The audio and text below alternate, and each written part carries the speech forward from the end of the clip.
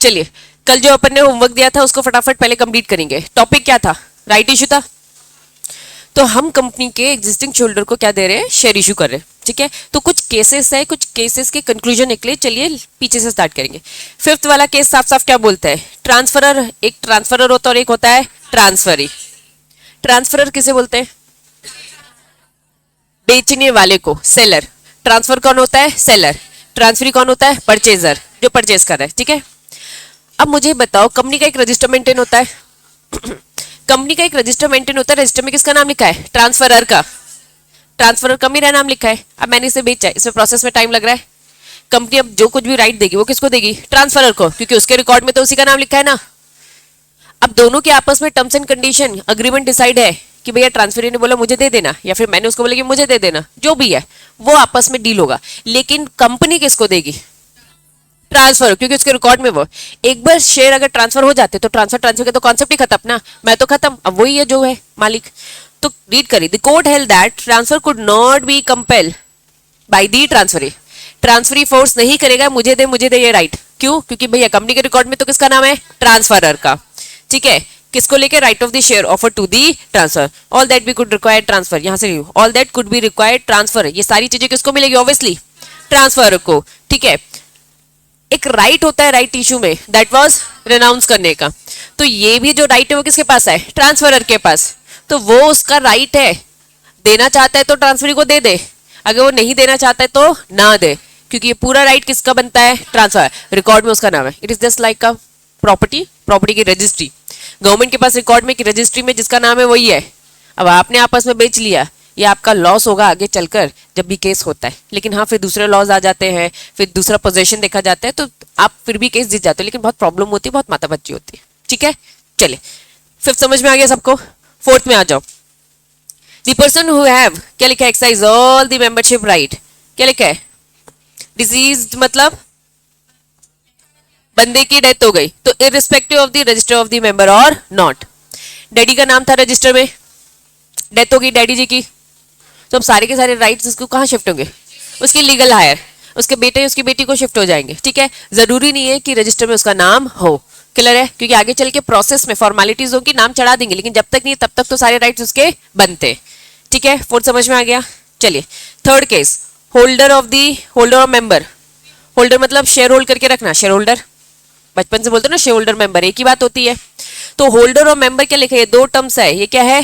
Synonyms है, similar है। ठीक है, whose name enter in the register of member. Member, लेकिन एक थिन लाइन ऑफ डिफरेंस होता है। इस केस का कंक्लूजन क्या बोला? शेयर होल्डर मेंबर एक ही है ना। आज आपके पास शेयर्स है, आज आपके पास शेयर्स है, आपका रजिस्टर में भी नाम है। मैंने फिफ्थ वाला जो केस बताया, ये जस्ट फॉर जनरल नॉलेज बोल रही हूँ। ठीक है, कंफ्यूज मत हो जाना। जनरल नॉलेज के अकॉर्डिंग मैं ये बोल रही हूँ कि जब हम ट्रांसफर कर रहे हैं, जब हम क्या कर रहे हैं? ट्रांसफर। मैं ट्रांसफर हूँ, तुम ट्रांसफर हो।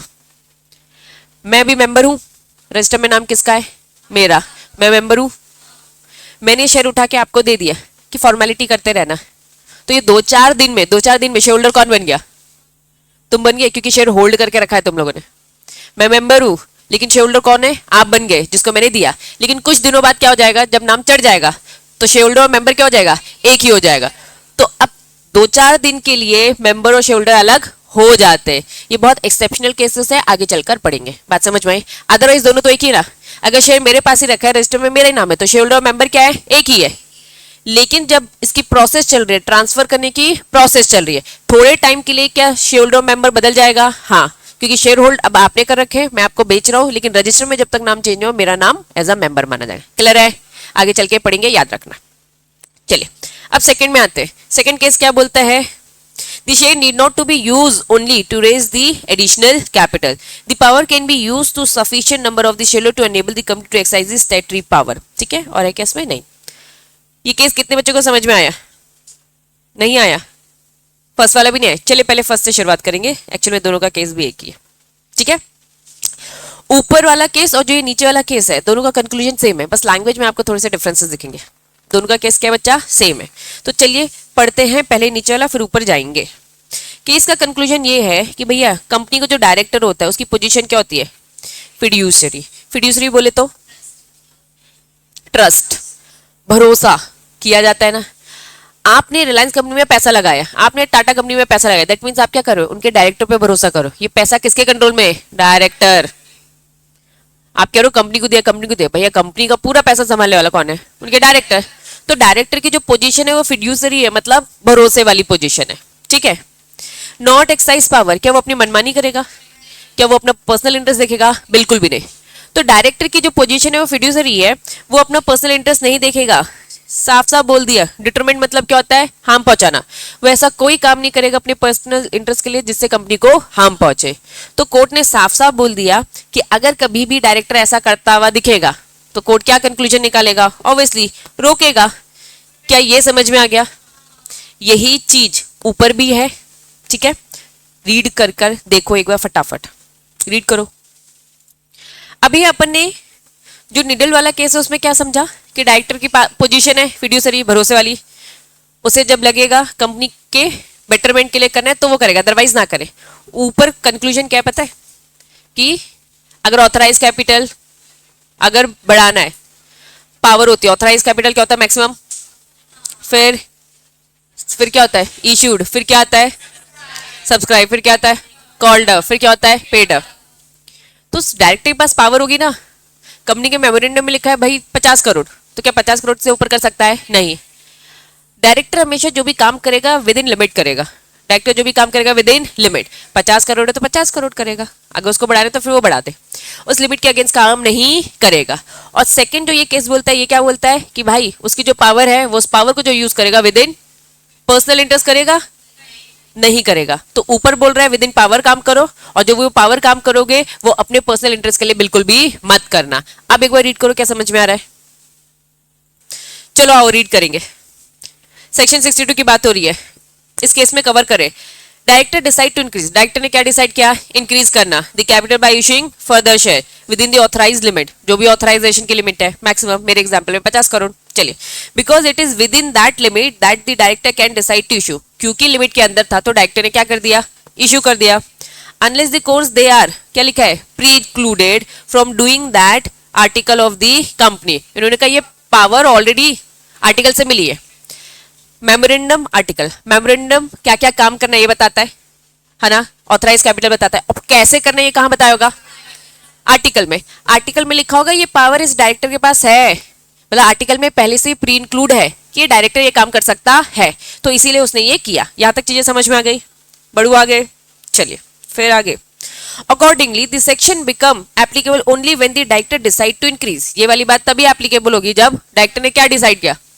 इंक्रीज करना है within the authorise limit by the issue of further share. कुछ था क्या? कंक्लूजन ये है जितनी लिमिट है लिमिट के दायरे में करे और आर्टिकल से उसको ये पावर मिल गई हो, और ये काम वो तभी करेगा जब उसने डिसाइड कर लिया इंक्रीज करने का। जब उसने डिसाइड ही नहीं किया तो कहां से इंक्रीज होगा? कुछ नहीं, इसलिए मैंने उसको मांग भी नहीं किया था, वो काम का ही नहीं है। दूसरा वाला समझ में आया क्या? दूसरा वाला क्या बोल रहा है? और उसको एक ही कैटेगरी में, वेरी गुड, इसको एक ही कैटेगरी में डालने का पर्पस क्या है कि इंक्रीज करना है कर लो, लेकिन पर्सनल यूज मत करना। अभी कनेक्ट हो गया? Next, the power to issue share need not to be use only when there is a need of the raise additional capital. The power can be use to create a sufficient number of share holders. चलिए समझते हैं sufficient number of share holder. अक्सर कभी कभार हमारा जो law है, चाहे वो कंपनी लॉ, चाहे वो हमारा सेबी का हो, सिक्योरिटी लॉ, जो भी हो, कभी कभार वो बोल देता है कि भाई अगर आपकी कंपनी कौन सी कंपनी है, पब्लिक कंपनी है, लिस्टेड कंपनी है, तो उसमें कुछ नंबर ऑफ शेयर होल्डर होने चाहिए। फॉर एग्जाम्पल कंपनीज एक्ट की बात करते हैं, एक पब्लिक कंपनी में नंबर ऑफ शेयर होल्डर कितने होने चाहिए? मिनिमम कितने होने चाहिए? मिनिमम 7 होने चाहिए। प्राइवेट कंपनी में मिनिमम 2 होने चाहिए। चलिए प्राइवेट कंपनी में मैक्सिमम 200, पब्लिक कंपनी में मैक्सिमम अनलिमिटेड। चलिए ये तो थी हमारी प्राइवेट और पब्लिक का। अगर मैंने बोला अगर कंपनी लिस्टेड है तो लिस्टेड में क्या होने चाहिए? जब भी हम आईपीओ लेकर आते हैं, जब भी हम आईपीओ लेके आते हैं तो आईपीओ लाने की एक लिमिट होती है। मिनिमम कितने होने चाहिए? 1000। Very good. तो इन शॉर्ट कुछ बच्चों को पता है, कुछ बच्चों को नहीं पता, क्योंकि सिक्योरिटी लॉ पढ़ा इसलिए पता है। जिनको नहीं पता उनको टेंशन लेने की जरूरत नहीं है। मैं बस एग्जाम्पल देकर आपको ये बताना चाहती हूँ कि कहीं कहीं लॉ ने बता के रखा ना prescribe number of share holder तो होने चाहिए, प्रिस्क्राइब नंबर ऑफ सब्सक्राइबर होने चाहिए। चलिए एग्जाम्पल लेते हैं पब्लिक कंपनी का। पब्लिक कंपनी में मिनिमम 7 होने चाहिए। मान लो पब्लिक कंपनी में 7 है, एक आध की डेथ हो जाती है, ठीक है, उसने जस्ट बेचा ही था, उसने जस्ट बेचा, अपने एग्जिस्टिंग मेंबर्स को बेचा, 6 लोग को बेच दिया, उसकी डेथ हो जाती है। अभी मुझे बताओ कितने लोग हैं? 6 है। अब क्या बढ़ाना पड़ेगा? 7 करना पड़ेगा, अदरवाइज कंपनी तो बैठ जाएगी, कंपनी आगे कंपनी बनी नहीं पाएगी, हम नहीं मानेंगे वो कंपनी है, तो 7 तो करना पड़ेगा ना। तो कुछ प्रिस्क्राइब नंबर ऑफ जो मेंबर्स होते हैं उनके लिए अगर आपको एक्स्ट्रा शेयर इश्यू करना पड़ता है तो भी आप कर सकते हो। तो शेयर इश्यू बस इसीलिए नहीं करते हो आप कि आपको पैसे की जरूरत है, आप इसीलिए भी करते हो क्योंकि आप क्या चाहते हो? Sufficient number of share holders. अब बताओ समझ में आया? बस यही कंक्लूजन है। चलिए सेक्शन नंबर 62 समझ में आ गया? फर्दर इशू कर रहे हैं 3 तरीके से। राइट इशू पढ़ चुके, इसॉप पढ़ चुके, अब क्या है? Preferential base. अब प्रेफरेंशियल जो बेसिस पढ़ने वाले बच्चों ध्यान देना, हम प्राइवेट प्लेसमेंट पढ़ चुके, अब उससे थोड़ा सा कंफ्यूजन क्रिएट होता है, ठीक है, तो आज का होमवर्क पहले से समझ लो, इन दोनों में डिफरेंस बिटवीन लिखना है, ठीक है। प्राइवेट प्लेसमेंट और प्रेफरेंशियल बेस। प्राइवेट प्लेसमेंट हाँ लिखा हुआ है, चलो बच गए तुम लोग, ऑलरेडी पढ़ चुके हो, आज हम प्रेफरेंशियल बेस पढ़ेंगे। Issue of share preferential base. Private placement का सेक्शन नंबर बताओ।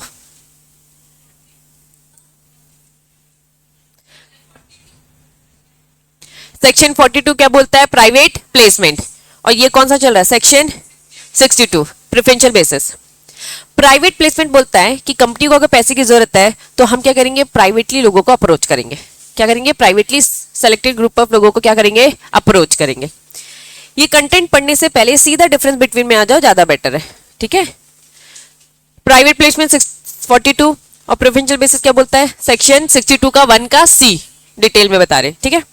चलिए मीनिंग, प्राइवेट प्लेसमेंट में हम सिलेक्टेड ग्रुप ऑफ पर्सन को इनवाइट करते हैं, ऑफर देते हैं कि आओ हमारी कंपनी में पैसा लगाओ, प्राइवेटली होता है। यहाँ पे भी सिलेक्टेड ग्रुप ऑफ लोगों को ही देते हैं, यहाँ पर भी सिलेक्टेड ग्रुप ऑफ लोगों को ही देते हैं।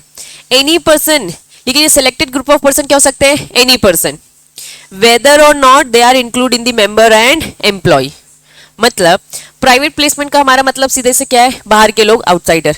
वापस प्राइवेट प्लेसमेंट मतलब क्या हमारा हो गया?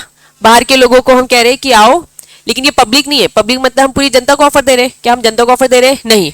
बोर्ड ऑफ डायरेक्टर ने एक लिस्ट बनाई, एक आइडेंटिफाई किया कि भाई ये लोग हैं, ठीक है, जिनको हम अप्रोच करेंगे और ये हमारी कंपनी में पैसा लगाएंगे, तो ये प्राइवेट प्लेसमेंट हो गया। बोर्ड ऑफ डायरेक्टर ने भी डिसाइड किया कि हमें प्रेफरेंशियल अलॉटमेंट देना है, लेकिन ये लोग जरूरी नहीं है बाहर के, ये बाहर के भी हो सकते हैं, एनी पर्सन बोल दिया, और कहाँ के हो सकते हैं? अंदर के भी। तो और एक बार फिर से रीड करें, तो प्राइवेट प्लेसमेंट में जो ग्रुप ऑफ पर्सन है इनको आप आउटसाइडर बोल सकते हो, इन्हें क्या बोलेंगे? एनी पर्सन, चाहे वो इनसाइडर हो चाहे वो आउटसाइडर। कहां से आपको पता चल रहा है? Weather or not they include member और एम्प्लॉय। मेंबर भी हो सकते हैं और कंपनी के एम्प्लॉयज भी। मतलब कि कंपनी के एम्प्लॉयज स्टॉक से भी खरीद सकते हैं, कंपनी के एम्प्लॉय सर्टिफिकेट शेयर से भी खरीद सकते हैं, कंपनी के एम्प्लॉय नॉर्मल जब हम पब्लिक को इशू करें तब भी तो इंटरेस्ट दिखा सकते हैं। और एक और तरीका क्या हो गया? कंपनी ने ही क्या दे दिया? Preferential allotment. प्रेफरेंशियल बेस और प्रेफरेंशियल अलॉटमेंट एक ही है, याद रखना। अलग क्या होता है? प्राइवेट प्लेसमेंट, याद रहेगा। तो ये टर्म जब इधर उधर होता जाएगा तो आप ये मत समझना वो तीसरी चीज है, एक ही बात है। हम प्रेफरेंस दे रहे, प्रेफरेंशियल शेयर अलग होते हैं, प्रेफरेंस शेयर्स अलग होते हैं। 3 में कंफ्यूज तो नहीं हो रहे? प्रेफरेंस शेयर्स में मतलब वो 2 प्रेफरेंस, डिविडेंड और रिपेमेंट वाइंडिंग अप के टाइम पे, यही था। अब हम प्रेफरेंशियल अलॉटमेंट पढ़ रहे, हम प्रेफरेंस दे रहे, हम बाकी सबको नहीं दे रहे, हम आपको अलग से दे रहे। अब वो आउटसाइडर भी हो सकते हैं, अगर पूरे आउटसाइडर है दैट मींस वो कौन हो गए? Private placement. लेकिन हमारा जो ऑफर है उसमें कुछ आउटसाइडर भी है, कुछ इनसाइडर है, इनसाइडर में कंपनी के एम्प्लॉइज हो गए, कंपनी के मेंबर हो गए, तो ये कहलाता है प्रेफरेंशियल अलॉटमेंट। डिफरेंस याद रहेगा। चलिए बढ़ेंगे। सिक्योरिटी टू बी इशूड, इन्हें कौन सी सिक्योरिटी इशू कर रहे हैं? साफ साफ बोल दिया प्राइवेट प्लेसमेंट में हम क्या कर रहे हैं? प्राइवेट प्लेसमेंट में हम क्या कर रहे हैं? इक्विटी भी दे रहे हैं, प्रेफरेंस भी दे रहे हैं और डिबेंचर भी। मतलब कि मैंने मुकेश अंबानी को अप्रोच किया, प्राइवेट प्लेसमेंट कर रही हूँ, मैं उन्हें इक्विटी शेयर्स भी ऑफर दे सकती हूँ या फिर प्रेफरेंस शेयर्स भी दे सकूँ। प्रेफरेंस शेयर्स मतलब वही प्रेफरेंस, डिविडेंड और वाइंडिंग अप, या फिर डिबेंचर दे दूँ, कंपनी की मर्जी। इन्होंने कहा भैया यहाँ बस क्या दिया जाता है? इक्विटी। इनका मतलब प्रेफरेंस नहीं देते, इनका मतलब प्रेफरेंस देते नहीं है, हम देंगे तो बस इक्विटी देंगे, प्रेफरेंस शेयर वाला ऑप्शन इसमें नहीं है। या फिर अदर सिक्योरिटी, अदर सिक्योरिटी मतलब प्रेफरेंस की बात नहीं कर रहे हम, बाकी दूसरी डिबेंचर सब दे सकते हैं। इनका सीधा मतलब है हम यहाँ पे प्रेफरेंस नहीं देते, प्रेफरेंस शेयर्स नहीं देते, और प्राइवेट प्लेसमेंट में प्रेफरेंस शेयर्स दे देते। Into equity can be issued. Clear है? शेयर होल्डर की अप्रूवल दोनों में जरूरत है यार, ये कोई डिफरेंस नहीं है, तुम लोग को भी नहीं लिखना है। चलिए अलॉटी, अलॉटी कौन है? जिनको मिल रहा है, ठीक है। Any person identify the board, कोई भी पर्सन हो सकते हैं जो कि बोर्ड डिसाइड करेगा, लेकिन ये एनी पर्सन से मतलब क्या है? आउटसाइडर कि इनसाइडर? आउटसाइडर, याद रहेगा। इन्होंने बोला भैया ये भी एनी पर्सन से हमारा मतलब क्या है? कंपनी के मेंबर, कंपनी के एम्प्लॉय या फिर आउटसाइडर। ये तो स्टार्टिंग से बोल रहा है ना, मैं बाहर के भी लोगों को दे सकता हूँ, अंदर के भी लोगों को, लेकिन जब टोटल बाहर के लोग होंगे तो क्या मान लिया जाएगा? Private placement. एक्सप्लेनेटरी स्टेटमेंट में क्या डिस्क्लोज करना पड़ेगा? हाँ, इन्होंने बोल दिया एक रूल 4 है और एक रूल 13 है, सॉरी 14 में प्राइवेट प्लेसमेंट की पूरी डिटेलिंग है और 13 में अब अंदर की जो डिटेलिंग होगी टॉपिक से रिलेटेड होगी ना, प्रेफरेंशियल अलॉटमेंट से रिलेटेड 13 में दे रखा है और प्राइवेट प्लेसमेंट में 14 में, ठीक है। तो यहाँ पे बस रूल नंबर हो, कुछ नहीं। ऑफर लेटर, ऑफर लेटर इन्होंने क्या बोल दिया? एक प्रिस्क्राइब्ड फॉर्मेट है, मतलब एक फॉर्मेट दे रखा है। कहाँ दे रखा है? पास 4 में एक फॉर्मेट दे रखा है, बस उसे कॉपी पेस्ट करना है। इन्होंने कहा भाई ऐसा कोई स्पेसिफिक नहीं है, आप अपनी मर्जी चलाओ। जब हम टोटल बाहर के लिए कर रहे हैं तो एक फॉर्मेट है, क्योंकि आप टोटल बाहर के लोगों को दे रहे हो, भाई कुछ इधर उधर नहीं होना चाहिए। यहाँ क्या बोल दिया? बाहर के भी लोग और अंदर के भी लोग हैं, तो ऐसा कोई स्पेसिफिक फॉर्मेट नहीं है। क्या ये बात समझ में आ रही है? चलिए, मोड ऑफ पेमेंट, पेमेंट कैसे करोगे? इन्होंने कहा कोई भी banking channel but not cash. ये बोलता है भाई हम तो कैश भी और अदर देन कैश भी है, ठीक। चलिए, time limit for the allotment, कब अलॉटमेंट करेंगे? या तो हमने पढ़ा था 60 डेज, यहां है 15 days from the, sorry 12 months. अभी पढ़ा नहीं है तुम लोगों ने, जब पढ़ोगे तो ये अभी याद आएगा। पढ़ा आपने क्या? प्राइवेट प्लेसमेंट अच्छे से पढ़ा है ना, तो प्राइवेट प्लेसमेंट 60 डेज बोलता है, क्या इसमें 60 डेज है? क्या नहीं, 12 मंथ्स है, जब भी एसआर पास करेंगे, ठीक है। अभी डिटेलिंग में जाएंगे। क्या आर्टिकल में ऑथराइजेशन होनी चाहिए? उन्होंने ऐसी कोई जरूरत नहीं है। किसको लिखा? Private placement. कंपनीज एक्ट ने बोल दिया भैया आप कहीं से भी, हमने पढ़ा था स्टार्टिंग में, प्राइवेट कंपनी कहां कहां से पैसा उठा सकती है? राइट इश्यू से और प्राइवेट प्लेसमेंट। पब्लिक कंपनी कहां कहां से उठा सकती है? राइट इश्यू, प्राइवेट प्लेसमेंट और पब्लिक। कंपनीज एक्ट ने पावर दे रखी है, आर्टिकल में नहीं भी लिखोगे तो भी चलेगा। इन्होंने बोला भाई जब हमने ये पब्लिक कंपनी को लेके 3 पॉइंट पढ़े, क्या अलग से प्रेफरेंशियल अलॉटमेंट था? क्या नहीं, तो हमें आर्टिकल में ये पावर चाहिए, तभी आप करोगे। नेक्स्ट, बैंक सेपरेट अकाउंट चाहिए। बाहर के लोगों से पैसा मांगोगे तो उनका पैसा एक बार पूरा कहाँ रखो? एक सेपरेट अकाउंट में, जब तक क्या ना हो जाए, अच्छे से अलॉटमेंट ना हो जाए। अलॉटमेंट होने के बाद आप ट्रांसफर कर लो, लेकिन उन्होंने कहा ऐसी कोई रिक्वायरमेंट नहीं है। नोटिस करो बहुत ज्यादा लीनियंट किसमें? प्राइवेट प्लेसमेंट की प्रेफरेंशियल अलॉटमेंट में। प्रेफरेंशियल अलॉटमेंट कोई स्पेसिफिक फॉर्मेट नहीं है, कोई सेपरेट अकाउंट बनाने की जरूरत नहीं है, 12 महीने का टाइम दे दिया। समझ में आ रहा है? तो प्राइवेट प्लेसमेंट क्योंकि बाहर के लिए है, बड़े खिलाड़ी हैं, बड़ा पैसा लगाएंगे, तो इनके लिए सारी चीजें स्पेसिफिक है, और यहाँ पर सब मिक्स टाइप का। क्लियर है? मिक्स है तो फिर थोड़े से लीनियंट भी है। अब थोड़ा बहुत बैकग्राउंड नॉलेज हो गया है, चलिए स्टार्ट करते हैं। हाँ बेटा बोल। हेडिंग क्या लिखा है? Issue of preferential basis. चलो स्टार्ट करेंगे। इन्होंने कहा भैया एक एक्ट भी है और एक रूल भी है, दोनों पैरेलल लेके पढ़ना जब आप इसे पढ़ोगे। सेक्शन 62 का 1C साफ साफ बोलता है, यहाँ पे पर्सन को हम दे रहे other than existing share holder. ये क्या बात होगी? इस लाइन से डिफर अग्री कर रहे हो क्या? अभी अपन ने डिफरेंस बिटवीन में क्या पढ़ा? प्राइवेट प्लेसमेंट बोलता है आउटसाइडर और प्रेफरेंशियल अलॉटमेंट बोलता है मेंबर्स भी। ये क्या लाइन बोल दी? तो सही लग रहा है क्या तुम लोग को? लग रहा है?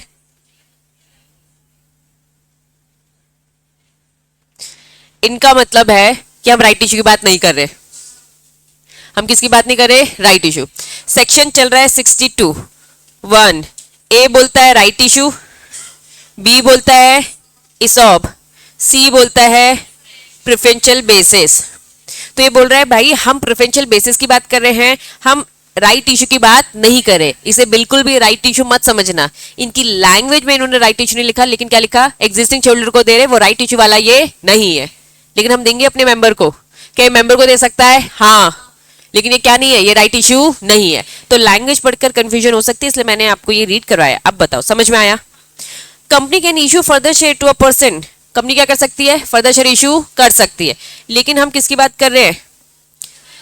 मतलब हम राइट इशू की बात नहीं कर रहे। इस एग्जिस्टिंग शोल्डर को क्या ट्रीट करना, राइट इशू। हम राइट इशू की बात नहीं कर रहे, हम कैश भी कर सकते हो और अदर देन कैश भी। पढ़ा था भी डिफरेंस बिटवीन में। चलिए तो सबसे पहले क्या करवाना पड़ेगा बोर्ड मीटिंग में, एसआर, घिसी पिटी बातें। प्राइस एक रजिस्टर वैल्यूअर होता है, बताया था मैंने। कौन होता है रजिस्टर वैल्यूअर? प्राइस कैलकुलेट करेगा। आपको मैंने बताया था अकाउंट्स का नॉलेज होना चाहिए उसे, क्योंकि वही वैल्यूएशन कर रहा है, प्रैक्टिकल से डीलिंग होगी। प्राइस जो है एक वैल्यूएशन रिपोर्ट तैयार करेगा रजिस्टर वैल्यूअर, और इसकी प्राइस डिसाइड करेगा। क्लियर है? चलिए, मीनिंग प्रेफरेंशियल ऑफर मतलब क्या होता है? अब वापस से, preferential base, preferential offer, preferential allotment, तीनों का मतलब एक ही है। कंफ्यूज तो नहीं रहोगे? अलग क्या होता है प्राइवेट प्लेसमेंट, अलग क्या होता है प्रेफरेंस शेयर। तो प्रेफरेंस शेयर अलग है, प्राइवेट प्लेसमेंट है। बाकी ये तीनों टर्म्स एक जैसे हैं।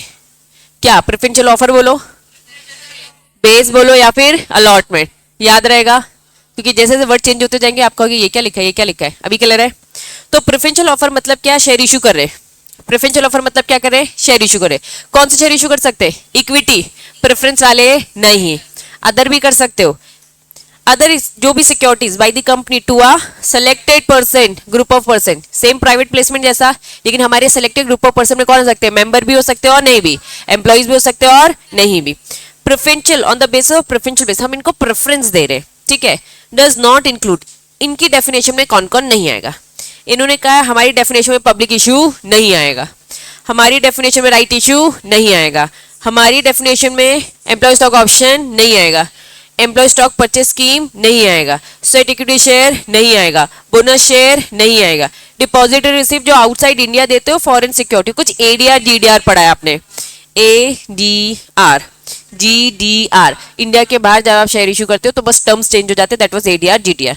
तो इन शॉर्ट इन्होंने कहा प्रेफरेंशियल ऑफर से हमारा मतलब क्या है? कुछ सेलेक्टेड लोगों को हम प्रेफरेंस दे रहे, इन सब में हम कवर होते नहीं है, इनकी स्कीम ही अलग चलती है। अब आपने इसॉप पढ़ा ना, उसमें भी तो एम्प्लॉय को देते हैं, इसमें भी दे रहे थे ना एम्प्लॉय को। लेकिन उन्होंने कहा जब हम एम्प्लॉय को देंगे तो प्रेफरेंशियल ऑफर के रूल्स रेगुलेशन लगेंगे, ना कि इसॉप के। तो बीइंग अ सीएस, जब डायरेक्टर आपके पास आएगा, वो कहेगा मुझे एम्प्लॉय को देना है, तो आप उनको सजेस्ट करना कि एम्प्लॉय को देना है तो स्वेट इक्विटी दे सकते हैं। उनको सजेस्ट करो कि भाई आपका जो एम्प्लॉय पुराना है उसको एज अ रिवॉर्ड दे सकते हो तो स्वेट दे दो। अगर डायरेक्टर बोला नहीं नए को रोक के रखना है, तो आप उसको क्या बोलोगे? इसॉफ। वो कह रहे हैं मुझे बस एम्प्लॉय को ही देना है, कुछ एम्प्लॉयज को भी देना है, कुछ मेंबर्स को भी देना है, तो आप उसको क्या? Preferential allotment.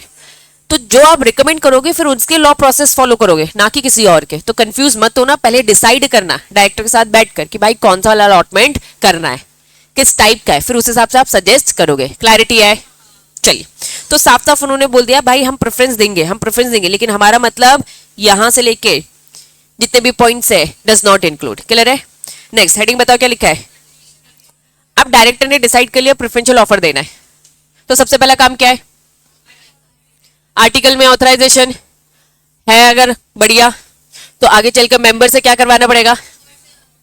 ऑल्टर करवाना, एसआर पास करवा कर। ठीक है, चलिए जनरल मीटिंग में फिर पूछना पड़ेगा ना, हम प्रेफरेंशियल ऑफर लेकर आ रहे हैं, मेंबर्स दे दे कि नहीं दे दे, वो भी क्या पास करेंगे? एसआर। याद रहेगा? नेक्स्ट क्या लिखा है? क्या लगता है मैं बढ़ाऊंगी? लेकिन मुझे बताओ क्या रीड करके समझ में आता है? इसीलिए बस नहीं करवा रही हूं। क्या लिखा है? कुछ 12 मंथ्स करके अभी पढ़ा था, एसआर पास जब भी करवाया 12 महीने के अंदर प्रेफरेंशियल अलॉटमेंट हो जाना चाहिए।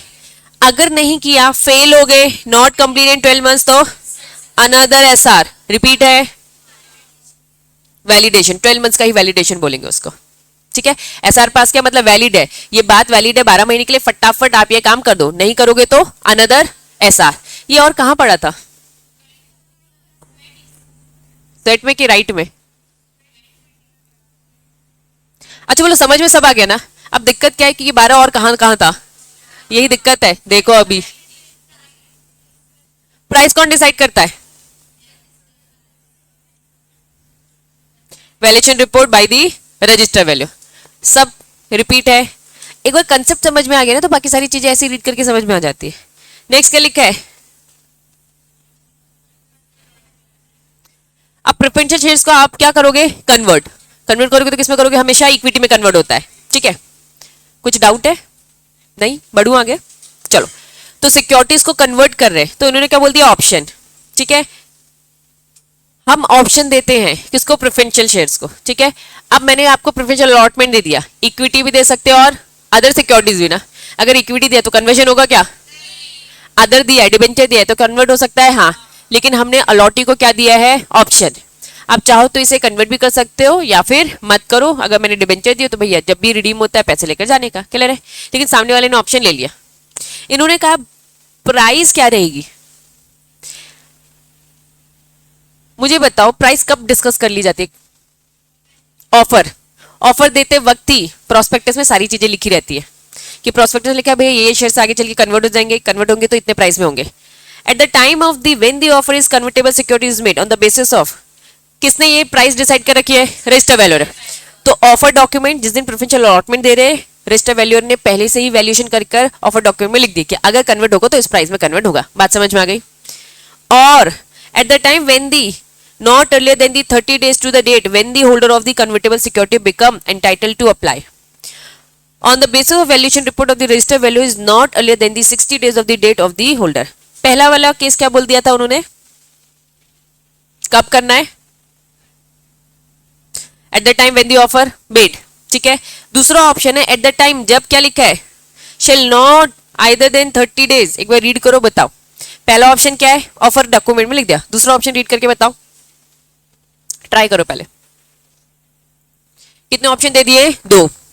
या तो कंपनी ने ऑफर डॉक्यूमेंट में लिख दिया है, ठीक है, कि 4 साल बाद कन्वर्ट होगा, 4 साल बाद ये प्राइस होगी। लेकिन कंपनी को क्या लग रहा है भाई कम ज्यादा हो सकता है ना, अब 4 साल का अजम्पशन गलत भी हो सकता है। तो हमने पहले नहीं किया है, कब किया है, 30 डेज पहले, जब भी वो सिचुएशन आएगी कन्वर्ट करने वाली। मैंने कहा था 4 साल बाद कन्वर्ट होगा, तो वो चौथा साल आ गया है। which shall at the time which shall not be earlier than 30 days से ज्यादा, 30 days से पहले नहीं होना चाहिए, to the date when the holder of the convertible security become entitled to apply। आज वो दिन आ गया जिस दिन अप्लाई करना है, यहां से 30 डेज पहले। आज की डेट बताओ क्या है, 18, तो 18 जुलाई है ना, तो जून 18 तक की मैं बात करूं, एक मोटा फिगर 30 दिन पहले तक का। ठीक है, रीड करूं, ऑन द बेसिस ऑफ, ये वैल्यू कौन डिसाइड करता है, प्राइस कौन डिसाइड करता है, रजिस्टर वैल्यू। तो वैल्यूएशन रिपोर्ट बनाएगा register valuer given not earlier than the 60 days from the date when the holder of the convertible security become entitled. क्या बोल दिया अब उन्होंने, 30 दिन पहले और 60 दिन पहले, क्या है इसमें डिफरेंस, क्या नहीं ज्यादा होना चाहिए,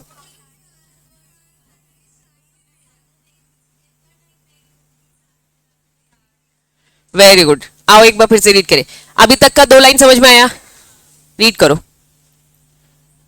वैल्यूएशन रिपोर्ट जो होगी of the register value given is not earlier than, जो आप रिपोर्ट बनाकर दोगे वो ज्यादा पुरानी नहीं होनी चाहिए। कितनी पुरानी, 60 डेज। कहां से, date when the holder of the convertible security become entitled to apply.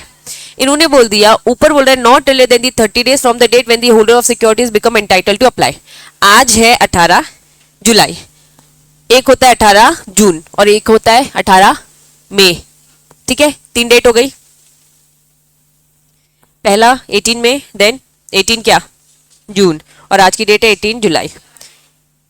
30 days का गैप और यहां से कितने डेज का, 60 डेज का गैप। क्या 30 डेज और 60 डेज समझ में आ रहा है। 30 डेज पहले ये कह रहे हैं किस टाइम पर देनी है, किस टाइम पर देनी है, 30 दिन पहले देनी है। मतलब 18 जून तक आप दे दो वापस, 18 जून तक आप वो वैल्यूएशन कर दे दो, मतलब हो गई है ना तब तक। और जब दोगे तो वो और 30 दिन इन्होंने टाइम दे दिया, इतनी पुरानी होनी नहीं चाहिए, मतलब मार्केट की वैल्यू हो ना, हाँ उससे ज्यादा पुरानी नहीं होनी चाहिए। इन शॉर्ट अब समझो, मार्केट में फ्लक्चुएशन होते रहते हैं। 4 साल पहले हमने क्यों ऑफर डॉक्यूमेंट में नहीं लिखा, 2 ऑप्शन है, या तो 4 साल पहले लिखो या तो वो चौथे साल में। तो 4 साल पहले हमने क्यों नहीं ऑप्शन लिया होगा, रीजन क्या था, मार्केट में इतने फ्लक्चुएशंस होते हैं।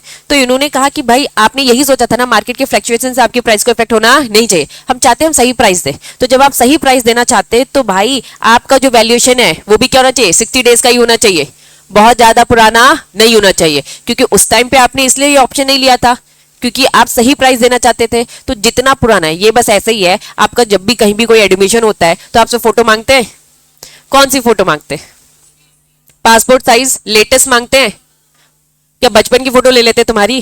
क्यों नहीं लेते? रीजन क्या है? चेहरा बदल गया है।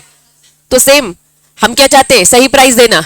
जितनी पुरानी होगी उतनी प्राइस सही होगी क्या? नहीं। तो आपकी प्राइस और बहुत ज्यादा पुरानी नहीं होनी चाहिए, 60 डेज पुरानी नहीं होनी चाहिए, और इतनी तारीख तक तो प्राइस दे ही दो। बात समझ में आ रही है?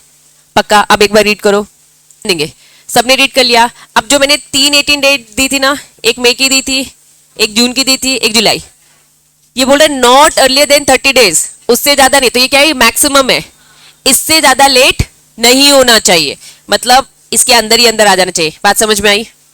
नॉट अर्लियर देन, उससे पहले की, अर्लियर मतलब क्या? 18 से पहले की नहीं होनी चाहिए। That means with in 30 days का होना चाहिए ना। समझ में आ रहा है? वापस, नॉट अर्लियर देन 30 डेज मतलब 30 डेज से पहले की नहीं होनी चाहिए। तो क्या मैं बोलूं 18 जून के अंदर अंदर होनी चाहिए? 18 जून से 18 जुलाई के बीच में होना चाहिए। ये समझ में आया? बीच में। सेम इसमें भी क्या लिखा है? नॉट अर्लियर देन 60 डेज, तो मतलब कि 18 मई से 18 जुलाई के बीच में होना चाहिए। लेकिन जब इस दिन आप अनाउंस ही कर दोगे तो उसके पहले का ही जेस्चर होगा तुम्हारे पास। क्या ये बात समझ में आ रही है? तो ये मैक्सिमम है, ये मैक्सिमम है, इससे ज्यादा डिले नहीं। नॉट अर्लियर, नॉट अर्लियर मतलब उससे पहले का नहीं। 30 डेज जो ड्यूरेशन दे रखा है उसके अंदर, 60 डेज जो ड्यूरेशन दे रखा है उसके अंदर। अभी बोलो समझ में आया? आपकी जो सिक्योरिटीज है क्या हो रही है? कन्वर्ट करने वाली हो रही है। प्राइस लिखा तो बढ़िया, नहीं लिखा है तो भैया कैलकुलेट करो। कैलकुलेशन में उन्होंने दो बातें लिखी, 60 और 30 डेज। तो कंक्लूजन ये है, आपको लग रहा है कि 60 डेज में आपको कैलकुलेट करके बताना है, अदरवाइज 30 दिन कैलकुलेशन है और 30 दिन क्या है? रिपोर्ट सबमिट करने के। बात समझ में आ गई? बस यही है। कंफ्यूजन होती है तो फिर से समझाऊंगे। एक्सप्लेनेटरी स्टेटमेंट में सारी बातें लिख दो। एफ वाला पॉइंट तुम ही रीड करोगे, जल्दी बताओ, रीड करके समझ में आ रहा है? प्रेफरेंशियल ऑफर क्या कर सकते हैं? अदर देन कैश भी कर सकते हैं, नॉन कैश कंसिडरेशन। अगर नॉन कैश कंसिडरेशन इसको ट्रीट किया जाएगा फॉलोइंग मैनर, फॉलोइंग नीचे दे रखा है, आ जाओ। नॉन कैश कंसिडरेशन फॉर्म दी दो चीजें है, या तो आप उसे एसेट ट्रीट करो या तो उसे एक्सपेंस ट्रीट करो। तो एसेट मतलब क्या? डेप्रिशिएबल और एमोटाइज, मतलब समझते हो ना? Intangible, tangible, depreciation word use करते हैं टेंजिबल के लिए, इंटेंजिबल के लिए एमोटाइजेशन। चलो, या तो आप उसे एसेट ट्रीट कर रहे हो, या तो अगर ये एप्लीकेबल है तो क्या ट्रीट कर रहे हो? एक्सपेंस। सेम, एसेट ट्रीट करोगे तो बैलेंस शीट में दिखाओगे, या फिर एक्सपेंस ट्रीट करो तो पीएनबी में। The price of the share preferential basis not less than the price determined by the register value. जो भी प्राइस होगी डिसाइड करने वाला कौन है? Register value. उसने जो प्राइस दे रखी है उससे कम बिल्कुल मत करना। क्लियर है? ज्यादा रख सकते हो कर लो। चलिए, सारी चीजें घिसी पिटी बातें। क्या डिफरेंस बिटवीन बताओ, समझ में आया? पक्का? नेक्स्ट डिफरेंस बिटवीन किसका है? राइट इश्यू समझते हो बच्चा? Existing share holder. Preferential allotment क्या बोलता है? मैं एग्जिस्टिंग शेयर होल्डर नहीं हूं। क्या कंफ्यूज तो नहीं हो गए अब? इसीलिए इसमें डिफरेंस बिटवीन है। राइट इश्यू दे रखा है सेक्शन 62 के 1 के ए में, और ये क्या बोलता है? 1 के सी में। लेकिन जब प्रेफरेंशियल अलॉटमेंट पढ़ते हैं तो साथ में उन्होंने बोला पब्लिक ऑफर और प्राइवेट प्लेसमेंट के भी कुछ रूल्स रेगुलेशंस लगते हैं। चैप्टर 3 में सारी चीजें एक साथ दे रखे, तो कुछ सेम कॉपी पेस्ट इसमें एप्लीकेबल है। रूल्स, उन्होंने कहा भैया हमारा कोई रूल नहीं है। इन्होंने बोला भाई ऊपर ही बताया ना, रूल भी फॉलो करना पड़ेगा। तो इन्होंने बोल दिया प्रेफरेंशियल बेसिस में कुछ रूल्स है, शेयर कैपिटल रूल्स भी है, और ये प्राइवेट प्लेसमेंट के भी कुछ रूल्स होंगे। कुछ नहीं, ये कोई डिफरेंस नहीं है, ये कोई ठोस डिफरेंस नहीं है। ये बस क्या बता रहे हैं, इसका सेक्शन नंबर ये है, ये इसमें रूल ये वाला है, ये वाला है, ठीक है? तो ये कोई ठोस डिफरेंस बिटवीन नहीं है। आ जाओ ठोस में आते हैं। मुझे ये बताओ, राइट इश्यू में हम बस इक्विटी देते हैं क्या? प्रेफरेंस भी दे सकते हो। और प्रेफरेंशियल अलॉटमेंट साफ साफ बोलता है मैं क्या नहीं देता हूं? प्रेफरेंस नहीं देता हूं। तो shares other security means equity दे सकता है, fully convertible debenture, partly converted debenture, कहीं भी प्रेफरेंस लिखा है क्या? नहीं। इसका मतलब क्या? मैं ओनली इक्विटी देता हूं, अदर सिक्योरिटी में ये सार कन्वर्टेबल वाली, ठीक है? चलिए, person to whom the offer is made, right issue में किसे ऑफर देते? एग्जिस्टिंग। और ये प्रेफरेंशियल अलॉटमेंट किसको देता है? Any person. ये बोल रहा बोथ, एग्जिस्टिंग को भी दे सकता हो और आउटसाइडर। हम डिटेल पढ़ चुके हैं इसकी। Limit of the person to whom, बच्चा ये करेक्शन है, थोड़ा बहुत आपको एक करेक्शन करवाना है। पहले मुझे बताओ, राइट इश्यू में क्या कोई लिमिट थी क्या? राइट इश्यू में कोई लिमिट पड़ी थी? नहीं, नहीं पड़ी थी। किसी को भी कितना भी दे सकते हैं। अब मुझे बताओ, प्रेफरेंशियल अभी अलॉटमेंट में कोई लिमिट पड़ी? नहीं। प्राइवेट प्लेसमेंट में कोई लिमिट पड़ी? हाँ। प्राइवेट प्लेसमेंट में कितनी लिमिट पड़ी? उन्होंने वो मैक्सिमम बताया, उन्होंने पूरा प्रोसीजर आपको बताया नहीं है। अब पूरे प्रोसीजर को अच्छे से पढ़ना, यहाँ उन्होंने कवर कर रखा है प्राइवेट प्लेसमेंट का, तो प्लीज इसे ना वहां पे जाके पेज नंबर भी लिख देना। वैसे तो कोई लिमिट नहीं है किसमें, प्रेफरेंशियल अलॉट में, लेकिन क्योंकि इसका कंपैरिजन किससे किया जाता है, प्राइवेट प्लेसमेंट में। प्राइवेट प्लेसमेंट में लिमिट है, क्या लिमिट है, लिमिट होती है 50। उन्होंने बोला मैक्सिमम कितनी है 200, लेकिन एक्चुअल में लिमिट कितनी है 50, और हायर नंबर भी प्रिस्क्राइब किया जा सकता है, लेकिन जो हायर नंबर है कितने ज्यादा प्रिस्क्राइब नहीं किया जा सकता, 200। ये प्रिस्क्राइब करने वाला होता कौन है, सीजी। रीड करो क्या लिखा है। सेक्शन 42 की बात करेंगे तो अभी लिमिट क्या चल रही है 50। सीजी चाहे तो इसे क्या कर सकता है, और हायर नंबर प्रिस्क्राइब कर सकता है, लेकिन कभी भी वो कितने से ज्यादा नहीं करेगा, 200 से ज्यादा aggregate in a financial year नहीं करने का। ये है कंप्लीट बात। तो या फिर इसका रेफरेंस दे दो उस पेज में, पेज नंबर बताओ कौन सा है, 161 में रेफरेंस दे दो, वहां भी लिख दो भैया यहां से ही देख लेंगे। इससे क्या हो जाएगी, आपको याद रहेगा कि भाई जब ये पढ़ना है तो ये टॉपिक भी आपको साथ में पैरेलली पढ़ना है। क्लियर है।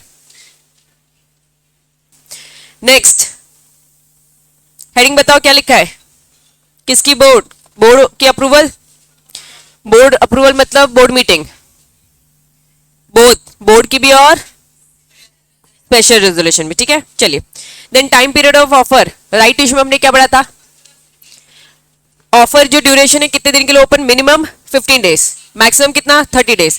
कंपनी को बोल दिया जो सेलेक्ट करना है करो, 15 से 30 दिन के बीच में करना, हमने 20-25 जो भी आपकी मर्जी, लेकिन लेसर भी हो सकता है, कितना 7, लेकिन 7 कब होता है, जब प्राइवेट कंपनी के 90% मेंबर अगर हाँ बोल दे कि छोटा ड्यूरेशन कर दो ऑफर का तो होगा, नहीं तो नहीं। इन्होंने बोला इसमें ऐसा कोई ऑफर पीरियड नहीं है। ऑफर लेटर कोई स्पेसिफिक फॉर्मेट नहीं है, offer letter shall be prescribe format. अब मुझे बताओ प्रिस्क्राइब फॉर्मेट था प्रेफरेंशियल अलॉटमेंट में,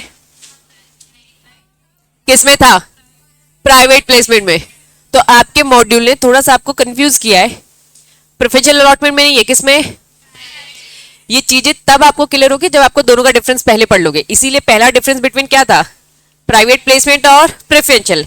इसमें तो हमने पढ़ा था कि भैया स्पेसिफिक फॉर्मेट किसमें है, प्राइवेट प्लेसमेंट, इसमें है क्या नहीं। तो इन्होंने दोनों बातें ना साथ में बोल दी है। ये पास किसकी बात कर रहा है, 4 क्यों वो बोल रहे हैं, हम 42 की बात करें, 42 की बात करें, 42 जहां जहां 42 आएगा दैट मींस वो किसकी बात कर रहे हैं, प्राइवेट प्लेसमेंट। ये बीच बीच में उनको दौरे लग रहे हैं, प्रेफरेंशियल अलॉटमेंट को भूल कर प्राइवेट प्लेसमेंट दे रहे हैं। ये मॉड्यूल की गलती है, ठीक है, जिससे आप समझ चुके हो तो आप मत गलती करना। हाँ हाँ नो लिख दो, सीधे से नो आएगा, ठीक है। चलो dispatch of offer letter, dispatch करना है। मैंने आपको पूरा रीड करवाया था अभी, सेक्शन कौन सा 62 रीड करवाया था। 62 का 1 था, 62 का 2, 3 था। 2 क्या बोला था, डिस्पैच करेंगे, रजिस्टर पोस्ट, स्पीड पोस्ट, ये लिखा रजिस्टर, स्पीड, इलेक्ट्रॉनिक जो भी है, ठीक है। 3 दिन पहले before the opening of issue, किसमें, राइट इशू में। ये क्या बोला, राइटिंग या फिर electronic, with in 30 days, recording the name of the identified person, ठीक है। किसकी बात कर दी, प्राइवेट प्लेसमेंट की, मतलब प्रेफरेंशियल अलॉटमेंट में नहीं है, नो लिखो। आरओसी को फाइल करने की जरूरत है कि ऑफर लेटर, इन्होंने कहा ऐसी कोई रिक्वायरमेंट नहीं है। इन्होंने कहा भाई एसआर पास करोगे ना, दे देना। Return of allotment, return of allotment मतलब कौन सा फॉर्म, पास 3, पास 3 अलॉटमेंट देना है, पास 3 अलॉटमेंट देना है, लेकिन दोनों का ड्यूरेशन अलग अलग है, एक 30 डेज की बात करता है और एक 15 days. Period of allotment, right issue में कब अलॉट करना है, 60 डेज। यहाँ क्या है 12 मंथ्स और 60। भाई ये 12 और 60 दो कैसे हो सकते हैं, 12 किसको लेकर था, 12 महीने किसको लेकर था, प्रेफरेंशियल अलॉटमेंट के लिए, और 60 डेज किसको लेकर था, प्राइवेट प्लेसमेंट। मॉड्यूल ने कंफ्यूज कर दिया तुम लोगों को, बात समझ में आई। 60 डेज किस में था, अभी पढ़ा ना तुम लोग, अभी पढ़कर कैसे भूल सकते, कहां पढ़ा था, 60 डेज और 12 मंथ। इन्होंने कहा हम दोनों पैरेलली बता रहे हैं ना, तो दोनों बताएंगे। समझ में आ रहा है, इनको यहां लिख देना था कि हम किस में बता रहे हैं, प्राइवेट प्लेसमेंट में बता रहे हैं, तो 3 में डिफरेंस बिटवीन देना था, अलग से एक बॉक्स बनाना था, उन्होंने बीच में घुसा दिया। याद रहेगा कि ये खिचड़ी पकाई है, कोई सेपरेट बैंक की जरूरत नहीं है। इन्होंने बोला सेपरेट बैंक की जरूरत है। अब मुझे बताओ प्रेफरेंशियल अलॉटमेंट में सेपरेट बैंक की जरूरत थी क्या, नहीं थी, तो थी किसमें, प्राइवेट। तो इन्होंने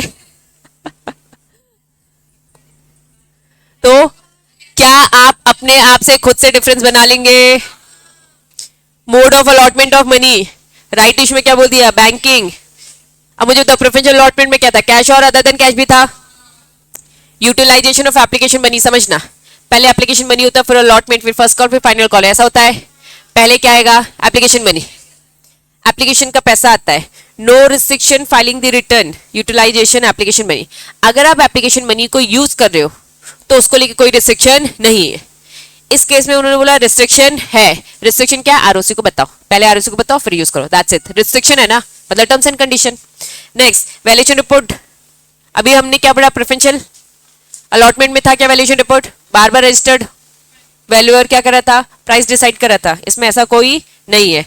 प्राइस ऑफ द शेयर्स और सिक्योरिटी, ऐसा कोई प्रोविजन नहीं है, प्राइस को लेके उन्होंने है। अटैचमेंट, पास 3 के साथ आपको एक अटैचमेंट देना पड़ेगा, उन्होंने कहा कुछ जरूरत नहीं है, उन्होंने कहा अटैचमेंट दे देना। अटैचमेंट में क्या दोगे, वैल्यूएशन रिपोर्ट। समझ में आई, घिसी पीटी बकवास डिफरेंस है, आप अपने मन से ज्यादा अच्छे डिफरेंस बनाओगे, ये होमवर्क है तुम लोग का। राइट टू रेंट्स किस में मिलेगा, राइट इशू में मिलेगा कि प्रेफरेंशियल अलॉटमेंट में। नेक्स्ट, एक्सपेक्टेड स्टेटमेंट दोनों है। इसमें क्या लिखा,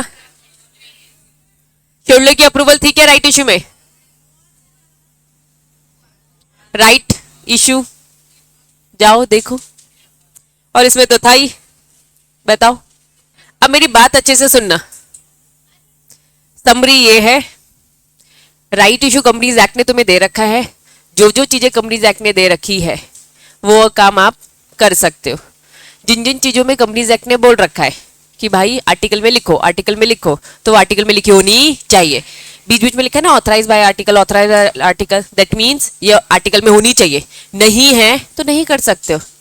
जिसमें नहीं लिखा है दैट मींस जरूरी नहीं लिखो, लिख भी दोगे या फिर नहीं भी लिखो कोई फर्क पड़ता नहीं है, वो काम करने को आपको मिल जाएगा। तो सेक्शन 62 कंपनीज एक्ट है, 62 का 1 2 3 है ना, सॉरी 1 का ए बी सी, ए क्या बोलता है राइट इशू, बी क्या बोलता है इसॉप बोलता है, नेक्स्ट सी क्या बोलता है प्रेफरेंशियल बेस। यहाँ पे पूरे से ओवर होता है। आपको डिफरेंस बिटवीन अपने मन से बनाना कि मॉड्यूल ने थोड़ी सी खिचड़ी पका दी, प्रेफरेंशियल बेस की और किसकी, प्राइवेट प्लेसमेंट को साथ में बता दिया, जो कि उनको बताना नहीं था। क्लियर है बच्चों, A part B part C part पढ़ चुके हो। ए पार्ट में क्या था, टॉपिक बताओ, मीनिंग, डेफिनेशन, शेयर, सर्टिफिकेट, ये सब पढ़ा था। बी पार्ट क्या था, प्रोस्पेक्टस था, प्रोस्पेक्टस था ना बी पार्ट। अलग अलग टाइप के प्रोस्पेक्टस पढ़े थे, भूल गए, बहुत सारे चैप्टर पढ़ लिए तुम लोगों ने, एक ही चैप्टर है। सी पार्ट क्या था, अलॉटमेंट को लेके पूरा पढ़ा। अब देखो डी पार्ट में क्या लिखा है, ऑल्टरेशन ऑफ शेयर कैपिटल, और बाद में क्या लिखा है बायबैक एंड रिडक्शन। बायबैक और रिडक्शन आज नहीं पढ़ाऊंगी, अभी नहीं पढ़ाऊंगी, लेकिन क्या ऑल्टरेशन पढ़ाऊंगी, हाँ 3 टॉपिक है। शेयर कैपिटल ऑल्टर करना है। अब मुझे बताओ मेमोरेंडम समझते हो, कितने क्लॉज होते हैं, 6। पहला क्लॉज नेम क्लॉज, समझना, नेम क्लॉज ऑल्टर कर सकते हैं, क्या पास करना पड़ेगा, एसआर। जब आप कंपनी का नाम बदलते हो तो पहले आपको एसआर पास करना है, फिर नेम बदलेगा। नेम क्लॉज के बाद क्या आता है, सिचुएशन क्लॉज। जब आपको सिचुएशन क्लॉज ऑल्टर करना है तो क्या पास करना पड़ेगा, एसआर, और बहुत डिटेलिंग भी थी, ठीक है। चलिए नेक्स्ट चलते हैं। ऑब्जेक्ट क्लॉज को चेंज करें तो क्या पास करना है, SR. Next, liability clause change करें तो क्या पास करना है, एसआर। मतलब नाम हो गया, सिचुएशन हो गया, ऑब्जेक्ट हो गया और लायबिलिटी क्लॉज हो गया। सबको अगर बदलना है तो सबसे पहले आपको जनरल मीटिंग में एसआर पास करना है। नेक्स्ट क्या था, कैपिटल क्लॉज, क्या पास करना है, याद रखना कि हर केस में हमें एसआर पास करना है, बस कैपिटल क्लॉज चेंज करते वक्त क्या पास करना है, ओआर, याद रहेगा।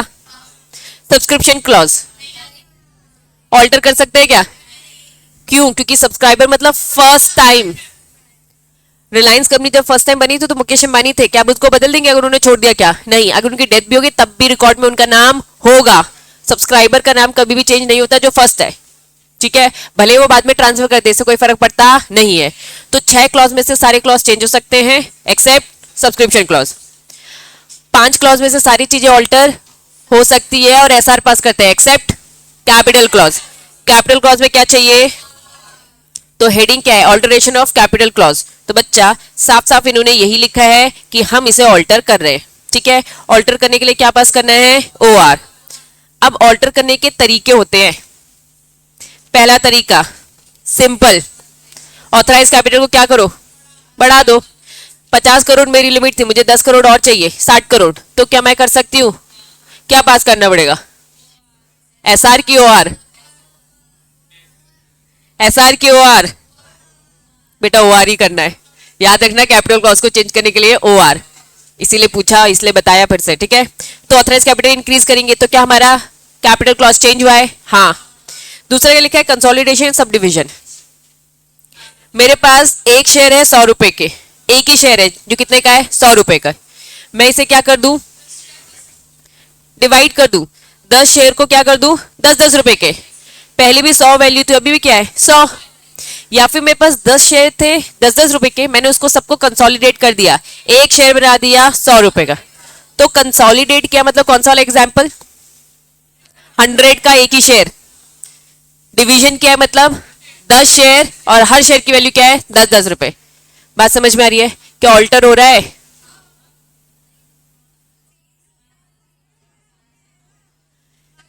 क्या 100 रुपए चेंज हो रहे हैं, नहीं, लेकिन अंदर की टर्म्स एंड कंडीशन चेंज होती है। इंक्लूड कंसोलिडेशन डिवाइड ऑल या any of the existing shareholder large denomination, इन्होंने एग्जांपल वही 10-100 का दे रखा है, ठीक है। No consolidation division which result in change in the voting percentage. पहली मेरी बात समझना, क्या 100 रुपए में कोई चेंज है, नहीं, लेकिन क्या अंदर के कंटेंट में चेंज है, हाँ। तो अंदर का कंटेंट चेंज हुआ है तो कैपिटल क्लॉज में हम चेंज तो करेंगे, लिखा तो जाता है पूरा।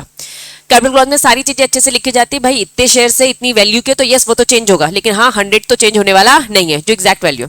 इन्होंने कहा लेकिन अगर आप क्या कर रहे हो, कंसोलिडेशन कर रहे हो और डिवीजन कर रहे हो, जिस कारण से चेंज हो रहा है क्या है, वोटिंग परसेंटेज। चेंज क्या हो रहा है, वोटिंग परसेंटेज। अगर इस चेंज के कारण वोटिंग परसेंटेज चेंज होता है तो shareholder shall take effect unless it's approve by the tribunal. क्या बोल दिया, किसकी अप्रूवल, साफ साफ बोल दिया, शेयरहोल्डर के वोटिंग परसेंटेज में अगर इसके कारण चेंज आता है तो बस ओआर से काम चलने वाला नहीं है, अब हमें किसकी भी चाहिए परमिशन, ट्रिब्यूनल एनसीएलटी। ये पॉइंट याद रहेगा। कंसोलिडेशन सब डिवीजन करना, डिवीजन करना है कर दो, हमें कोई टेंशन नहीं है, ओआर पास करो खत्म। लेकिन अगर वोटिंग परसेंटेज चेंज हो रहा है तो एनसीएलटी देखेगा भाई किसके वोटिंग बढ़ा रहे हो, गलत हो जाएगा नहीं तो, ठीक है। Next conversion in stock. Stock मतलब क्या होता है, बंच, बंच ऑफ शेयर्स। लेकिन हमेशा स्टॉक में कौन से शेयर्स आते हैं, जो कि फुल्ली पेड है, ये याद रखना। तो कन्वर्ट ऑल या एनी, लेकिन ध्यान रखना फुल्ली पेड ही शेयर्स को स्टॉक में बदला जाएगा, या फिर स्टॉक को क्या कर दिया जाएगा, नॉर्मल शेयर्स में बदला जाएगा, ठीक है। सब डिवीजन मतलब मेरे 100 रुपए का शेयर सर्टिफिकेट है, मैंने इसको छोटे छोटे पार्ट में डिवाइड कर दिया, स्प्लिट कर दिया, ताकि मुझे बेचने में आसानी हो जाए। स्टार्टिंग में पढ़ा था हमने ये सारी चीजें। हमने क्या किया, स्मॉलर अमाउंट में डिवाइड कर लिया ताकि मैं गिरवी रख सकूं, ताकि मैं किसी को बेच सकूं, मेरे लिए आसान हो जाए, इसलिए हमने इसको बस सब डिवाइड कर लिया। कैंसिलेशन मतलब क्या होता है, कैंसिल कर देना। कैसे कैंसिल कर देना, डिमिनिश कर देना amount of the share capital, ठीक है। अब इन्होंने क्या बोल दिया, अमाउंट को ही हमने कम कर दिया। कुछ बातें उन्होंने कहा, cancellation of share not deem to be reduction of share capital. अभी हमने रिडक्शन तो पढ़ा ही नहीं है, तो रिडक्शन पढ़ाऊंगी तब ये समझ में आएगा। तो पहला वाला पॉइंट होल्ड पे डालो, वहां डिटेल में पढ़ेंगे, समझ में आएगा। ऑल्टर करो कैपिटल क्लॉज को। केस पढ़ो फटाफट, तुम लोग पढ़ोगे सेकंड वाला पॉइंट, जल्दी पढ़ो।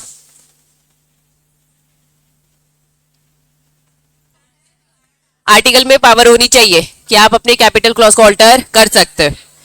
अगर पावर नहीं है तो आर्टिकल को बदलो, एसआर पास करो, पहले आर्टिकल को बदलो, फिर आप ये काम कर लो। लेकिन हमने तो ये पढ़ा कैपिटल क्लॉज को चेंज करने के लिए तो ओआर पास होना चाहिए, तो एसआर क्यों करवा रहा है। वेरी गुड, क्वेश्चन आपको ऐसे ही कंफ्यूज करेगा। हम आर्टिकल को बदल रहे, आर्टिकल को बदलने के लिए एसआर, लेकिन अगर कैपिटल क्लॉज को बदलना मतलब मेमोरेंडम को बदलना है तो ओआर। क्लियर है, चलो next. Any amendment article, SR pass हुआ ना आर्टिकल को बदलने के लिए, तो एमजीटी 14 आ जाएगा, 30 days from the date of passing SR. Ordinary resolution किसके लिए, एसएच 7 क्या होता है, कैपिटल क्लॉज को चेंज करने के लिए एक फॉर्म होता है जो आप आरओसी को बताओगे कि हमने अपना कैपिटल क्लॉज चेंज कर दिया है। जैसे एसआर पास किया तो आरओसी को बताते हो किस फॉर्म के थ्रू, एमजीटी 14। हम अलॉटमेंट कर रहे हैं तो किस फॉर्म के थ्रू बताते हो, पास 3। एसएच 7 एक फॉर्म है जो कि बताता है कि आपने कैपिटल क्लॉज चेंज कर लिया है, किसको बता रहा है, आरओसी को। HS7 बोलता है कंपनी ने ऑल्टर कर दिया शेयर कैपिटल, ठीक है। ऑर्डर अगर किसने दे रखा है, गवर्नमेंट ने दे रखा है इंक्रीज करने के लिए authorise capital. In short authorise capital change करने के अलग अलग तरीके, पहला क्या, ऑथराइज कैपिटल इंक्रीज कर दो, दूसरा consolidation division, conversion in stock या फिर स्टॉक को नॉर्मल में, सब डिवीजन या फिर कैंसिल। इन सब में क्या कैपिटल क्लॉज चेंज हो रहा है? हाँ, पहला वाला पॉइंट कह रहा है कैपिटल क्लॉज चेंज होगा तो इस फॉर्म के थ्रू बताओ। लेकिन अगर सीजी ने ऑर्डर पास किया है और ऑथराइज कैपिटल बढ़ाने को बोला है लेकिन कैपिटल क्लॉज चेंज तो हो रहा है ना, तो जो भी रीजन है SH7 के थ्रू बताने का। फिर क्या लिखा है पढ़ो, प्रेफरेंस शेयर रिडीम होना मतलब रीपेमेंट, तो आपका अब शेयर कैपिटल कम दिखेगा तो चेंज हो रहा है, कैपिटल कॉस्ट चेंज हो रहा है, कैपिटल कॉस्ट चेंज होगा तो बताने का। तो SH7 आपको भरना पड़ेगा किसके सिचुएशन में, पहली सिचुएशन ऑल्टर किया, दूसरा सीजी के बोलने पर किया, तीसरा प्रेफरेंस शेयर पेमेंट किया, ठीक है। चलिए तो SH7 भेजना है विद इन 30 डेज के अंदर, यही लिखा है। क्लैरिटी है, पेनल्टी पढ़ो जल्दी के जल्दी, अभी पेनल्टी मैं नहीं बढ़ाने वाली, तुम लोग ये खुद रीड करोगे। अब इसमें क्या बचा है, बाईबैक बचा है और रिडक्शन बचा है और एक ई पार्ट पड़ा है, ठीक है। तो यहाँ पे इस सभा को करते हैं समाप्त, ठीक है।